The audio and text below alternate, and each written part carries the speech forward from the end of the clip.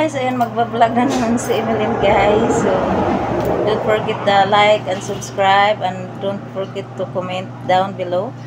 Ayan, by the way guys, ayan nagpapasalamat po ako kasi may nagbigay po sa akin ng blessings na naman at shout out po pala kay kay Kuya Ken, Crazy Ken. Ayan. Thank you kuya. Andito na po. Ayan, galing na po ako doon sa sa store. Nagbili po ako ng isang sakong harina. Ayan, this is the flour Kuya Ken. Ayan, thank you very much talaga Kuya Ken. And then I buy what they call that, sugar. So ayan, nagmotor lang ako guys para tipid-tipid ba. So ayan, kararating ko lang.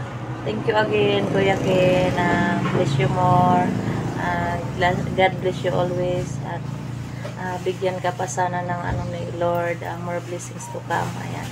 So, thank you. Ayan na, Kuya. This is it. Instead, regalo mo to sa birthday ko. So, inano ko na lang siya, Kuya. Binili ko na lang siya ng flour, harina. So, ayan. Thank you very much. I'm so happy po, Kuya. Thank you so much. Love you always. Ayan, guys. Don't forget to subscribe, Kuya Ken, guys. Ang Crazy Ken. Thank you so much. Ayan, magluluto na ka ngayon si Rodji ng tinapay. Kasi walang laman. Wala nang laman, mayroong laman kunti pa lang. So, ayan.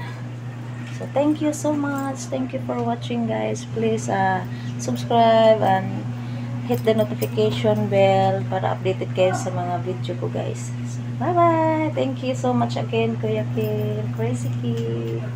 Thank you. Bye.